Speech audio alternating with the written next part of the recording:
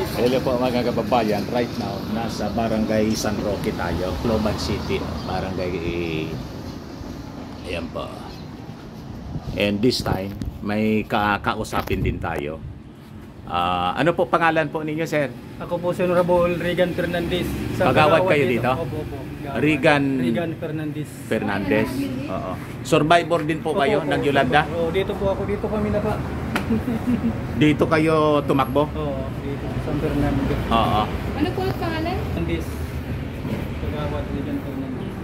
Nung Yolanda po, nung nadala po yung Yolanda, kagawad na po kayo? Hindi pa. Yan pala. Isa pala ako dito ang kuhan. Dito ako nakatira. Residence. Residence ako dito. So survivor po kayo. Kamusta po yung experience ng Yolanda? Sobrang hirap. Kasi wasap talaga dito. Lahat dito, ubos. Kasama ano ba San Roque? Barangay San Roque po ba to? Hindi, San Fernando. San Fernando. San Roque Chapel. San Roque Chapel. Kala, mali yung introduction ko po. Mga Barangay San Fernando. Barangay 54. San Roque yung chapel. Sige po. Lang po medyo mabigat po yung tanong pero tatanong ko lang po. Kasi alam po natin nung Yolanda, maraming po talagang nag-uwis ng buhay. Oo, totoo yan. Sa inyo po ba, sa pamilya ninyo, meron po ba? Ako rin dito wala pero mga pinsan ko, mga kapwa ko, marami. Oo. Pero sa first family ninyo, wala naman. Wala naman. Paano nyo pong nagawang iligtas sila? Kasi parang, di ba, parang, ano yun, buwis buhay na nung Oo. Yolanda. Hindi na nakaligtas. Kasi inawit kami ng alon. Mataas ng alon. Lampas eskwelahan.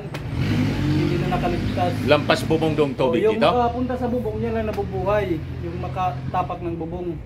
Hanggang bubong. Yung hindi nakakakuhan na kukuhan sa alot na.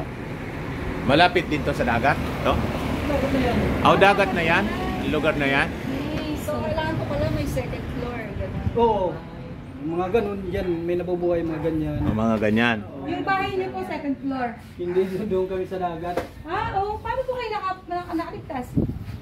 In-announce man ng mga official na may parating na malaking bagyo. Pinapunta kami sa San Fernando. Pero hindi rin kami nakaligtas kasi yung San Fernando inabot ng alon hanggang sa Buwan. Pero dito po sa inyo talaga niyo, kasi ang baba, no? Baba Oo. nila. Lahat dito puro ito bahay. Oo. Bahay yan. Ay, hindi, dati, hindi ito ganito? Hindi. Bago na to, yung Wala na to. Kung ito. Dati rito, ubos yung mga bahay dito. ubos lahat to. So yung mga structures dito, other than itong malaki, Yung ganito, yan ang hindi nasira. dati na siya. Oo, dati. Meron po ano, no? Di ba pinalikas? Tapos meron po mga hindi lumikas. Lahat lumikas. So lahat naman lumikas. Buti lang. Kaso nga lang yung Yung binugasan namin, inabot talaga ng alon. Sobrang taas yung alon. So, eto po kasi po kayo po yung mga vloggers sa social media. So, iba't ibang platform, may Facebook, may YouTube. Ngayon po, sa social media po kasi, may umuugok na chismis na si Speaker Martin daw po ay wala dito nung time ng Yolanda at hindi daw po nagbigay ng tulong. So, ano po yung Hindi yan masasabi? totoo. Kasi si Mayor Alfred at saka si Congressman Martin, sila ang una nagkuhan dito sa amin. Sumaklolo. Sa Maklolo. Para malinisan yung daan at makapasok yung mga kuhan, yung mga tulong. Lalo na si Alfred. Lalo na si Alfred kasi yung bagyo nandyan sa San Jose, nabutan din niya ng bagyo. Nabalitaan namin yon. Yun ang talagang headline. Oo. Natrap din sila sa bubong. Hindi rin siya nakalabas sa kuhan. Palabas dito sa kuhan. Dito sa palabas. Kasi yung San Jose, natrap ng mga kahoy. So, yun muna po yung mga daan. Wala itong daan. Ay, lahat ito na lot debris. Oo. Yung mga bahay napunta dito sa kalsada. Nakatambak dito yung mga nasirang bahay. Inanod. Grabe. So, kailangang i-clear siya. Kailangan i-clean. Kaya pala kahit yung barko, no? Oh, hindi na. Kaya yung barko nasa sintro na. Oo. Sabi niyo po kanina, no, pinauna po nilang linisin yung daan. Oo, kasi so, yan nakita yung- niyo po ba si Speaker Martin dito? Si Mayor pala yung Si nakita Mayor ko. yung nakita. Oo. Si Mayor. Pero si Speaker Martin hindi yung nakita dito. Hindi sa personal. Oh. Pero ang sabi-sabi, yan yung kukumbine si Mayor at saka si So, isang Congressman. tulong sila. Oo. Pero yung tulong po ni Speaker Martin, naramdaman niyo po ba? Opo, opo. naman, tulong ng congressman at saka tulong ng mayor na announcement ng dito sa amin. Kasi sabi nga po ni PBBM sa kanyang speech. Mayor na talaga silang magpinsan yung nag-asikaso, lalo na pagdating ng yung mga inabang ni Alfred. Kaya sabi niya talaga na silang magpipinsan, magtutulong-tulong dito. Lalo na pagbigay ni Mami Milda Marcos ng tulong, diyan kami nabuhay. Pati si First Lady Imelda nagbigay. Pati si First Lady Imelda Opo. Marcos? Opo.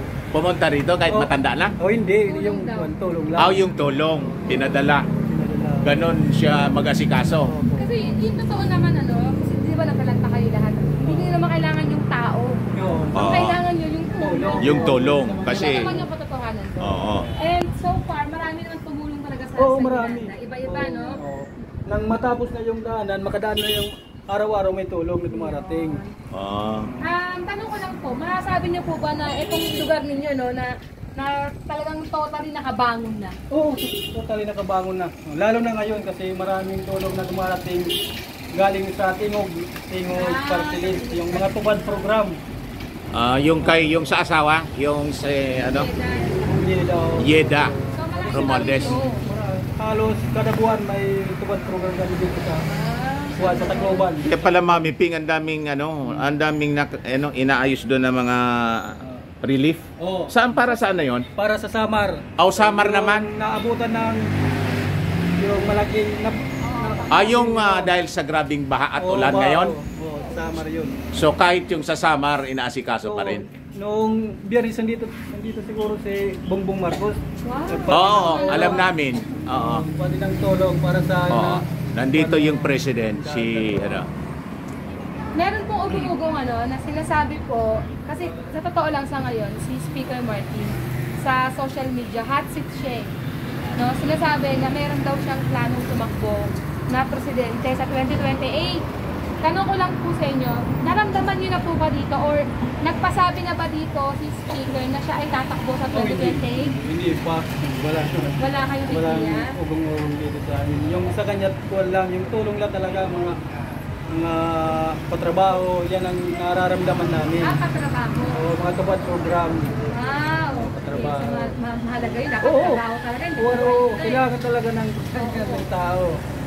So, eto na lang tanong ko. Kung sakali, totohanin na natin. Sige. Na Totohanan. tumakbo si Speaker sa 2028. Ano po yung, niya, susuporta po ba kayo? Para sa amin dito, lalo na nararamdaman namin yung tulong niya, talagang suporta kami. So, i-recommend niyo sa mga taga-ibang lugar? Oo, kasi talagang nararamdaman naman namin yung tulong ng kuwan. Siguro yung mga iba na harapan-harapan. Opo. Ano po yung best quality speaker na kalagay na kailangan ng bayan? Yung patrabaho. Sa trabaho, Oo, hindi lang patrabaho. basta ayuda. Hindi lang basta ayuda. Kasi yung hindi naman araw-araw may ayuda. Correct. Pero yung trabaho. Trabaho, dapat may trabaho. Lalo na pag araw-araw may patrabaho. Correct. So, ayun, marami pong salamat sa inyo. Salamat sa inyo. Maraming salamat, sir. Anong sikas na lang kay Speaker Martin, kasi sa binabalik sa ngayon, ng mga paninila, ano po yung mga ipapayo nyo kay Speaker Martin? Madalas sa mga kwento-kwento, ang gawin niya yung talagang patuloy niya yung ginagawa niya para sa mga kababayan namin, mga katulad namin, na hindi matapos yung mga patrabaho niya, lalo na yung mga tukan program. Kasi dyan kami nabubuhay talaga. Hindi kami umaasa sa mga urayuda, yung gusto namin na dapat araw-araw yung mga kababayan, lalo na katulad namin, na bigyan ng hanap buhay. So, willing po ba kayong ipahiram si Speaker sa buong Pilipinas? Willing na willing ka. Salamat po, Kuya. Thank you po. Salamat. Thank you, Ayun, thank you. walang politika po sa kanila eh. Oo, ano? At hindi nila, mga kababayan, ipagkakait in case malayo pa naman, in case tumakbo yung speaker for president, hindi nila ipagkakait. Pero walang plano, walang ganon, walang balita sila dito sa Tacloban City that the speaker, ang tawag nila dito, FM, Ferdinand Martin. That is a very intimate call sa Speaker of the House. So, matagal pa naman yon, pero pinopolitika kasi mga kababayan si Martin Romualdez. Alam na ninyo kung sino yung namumulitika. This early, napakatagal pa. Wala namang So, that ends our short interview, mga kababayan. Napakaganda ng Tacloban City. Lalawak ng kalsada, napakalinis, napakaayos po yung lugar. Ako po ang inyong kaibigan, si Dante Maravillas. Bye-bye. God bless.